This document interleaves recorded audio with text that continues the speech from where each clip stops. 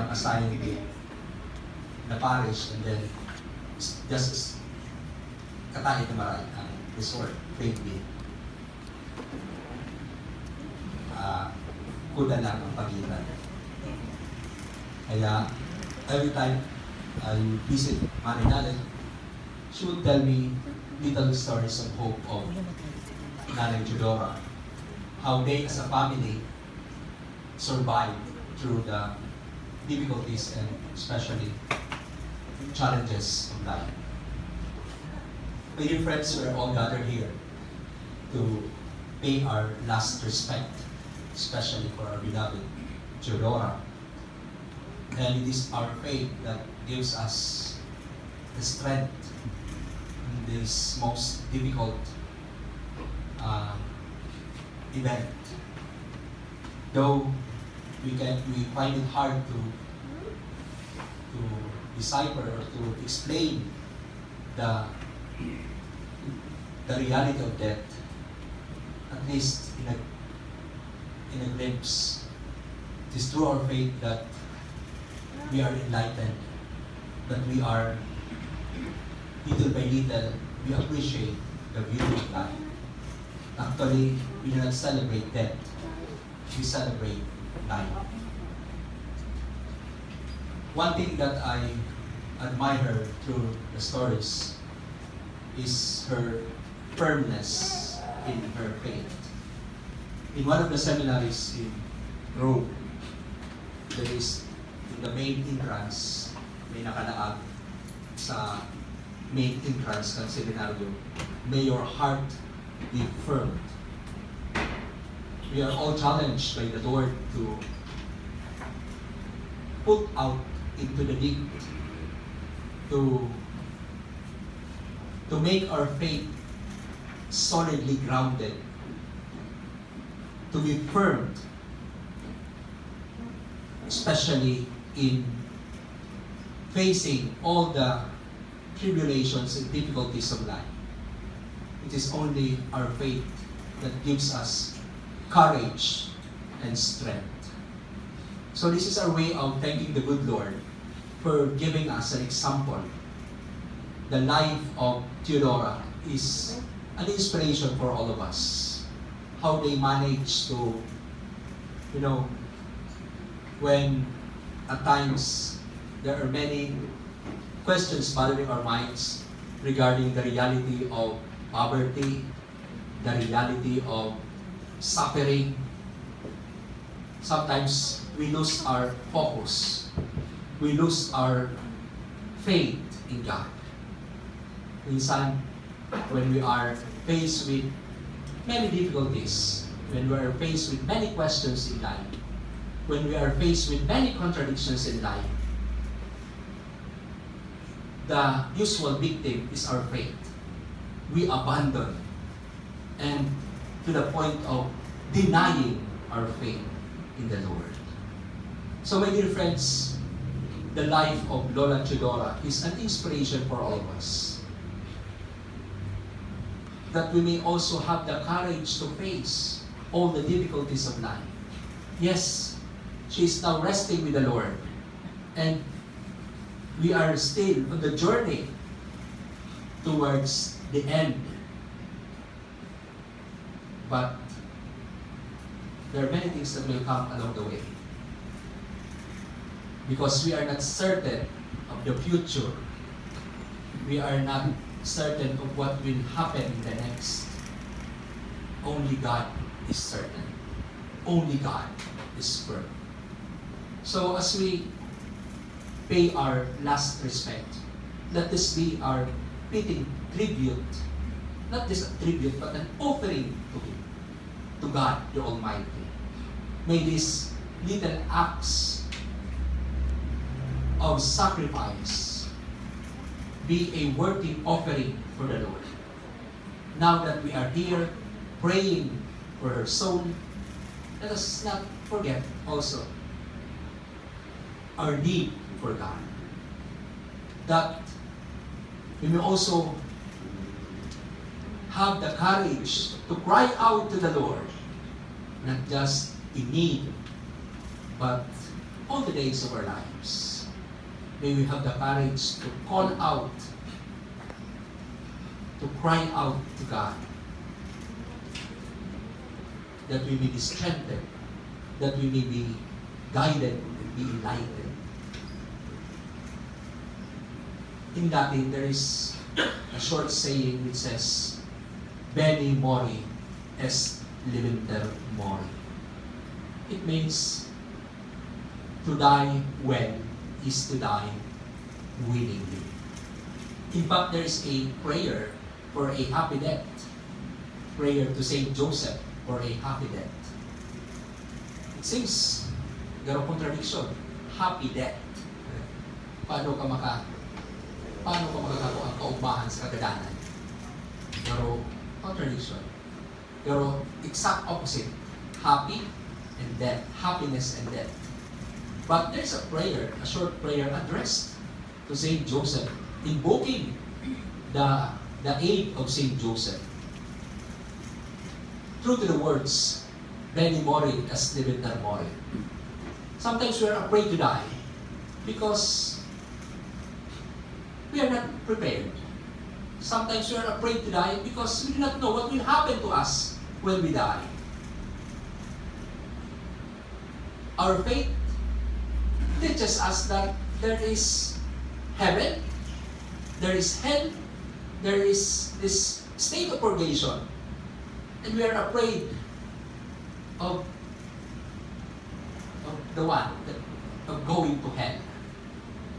It is because of our sinfulness. So we have to prepare for our own death. Because it is only in dying that we come to appreciate the beauty of life. The beauty of life. Sometimes, life becomes mechanical. Life becomes ordinary. Pero mayo lang.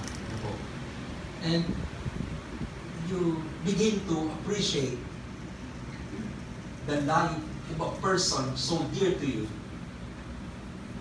The moment that that person who is so dear to you dies. Diba? Pag nag-uurulay kita, pag nakikibilang sa vigil, ang nag-uurulayan ta, mga happy memories. Ang pinag-uurulayan ta, mga pauma. Ang pinag-uurulayan ta, buhay. But our life is a preparation, should be a preparation for meeting the Lord. That is why the short saying is true. We have to prepare ourselves. We have to appreciate the so-called the mystery of dying so that we will also come to appreciate the beauty of dying. It is only in dying that Christ gave us life. Through His death, we merited eternal life. Pagtubod lang. Ako mo man akong dilawan.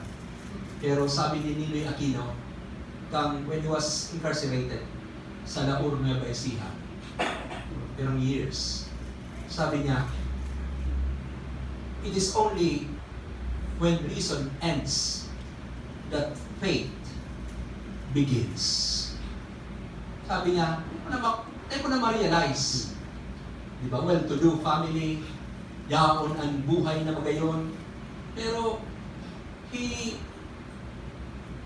traversed the opposite side. No?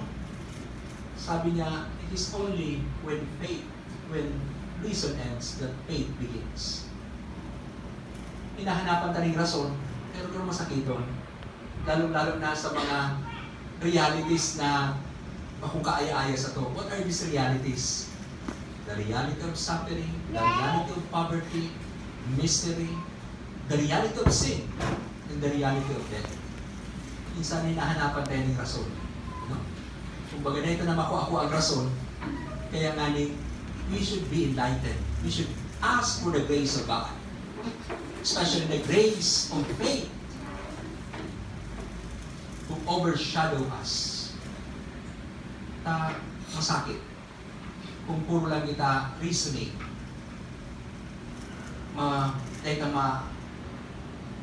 matatawan yung connection. Ang lambang, di ba? When we talk about life, we don't talk about death.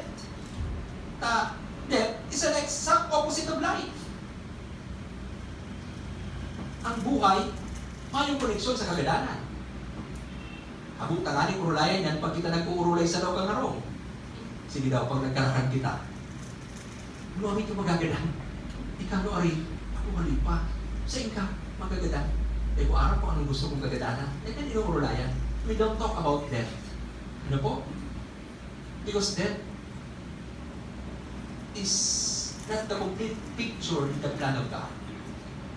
Ako yan ang kompletong retrato sa plano ni Mahal na Diyos. Ano ang plano niya? Sabi sa Gospel of St. John, that they may have life in its fullness.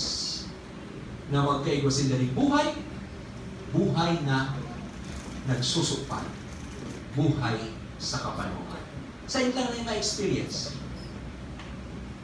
There, the beatific vision, the gift of seeing God face to face in His kingdom. Nakita, we are on our earthly pilgrimage, as St. Paul would say, we are pilgrims of this world. Sooner or later, babayaan ka ang gabos.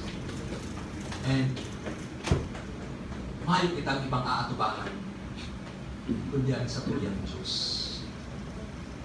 Kaya, as we come to pay her, or as we appreciate the beauty of life bestowed upon Teodora, let's also ask the good Lord to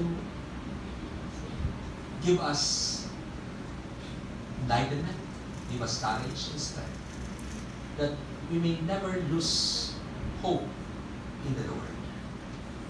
Yes, there are three things that last: faith, hope, and love. But the greatest of this is love. These are the three theological virtues. Abang gayon ng buhay na may paglako. Pagloko dyan, little stories of hope, istorya ng pag-asa.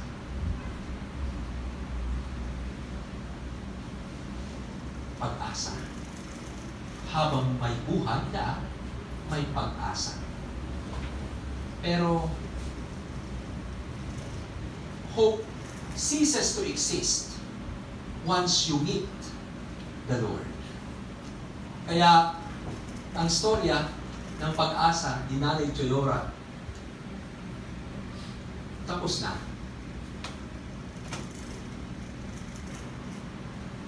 Yaon na siya duman sa atubangan ng Mahal na Diyos. And what remains is love. Because according to the Gospel, there are three things that last. But the greatest of this is love.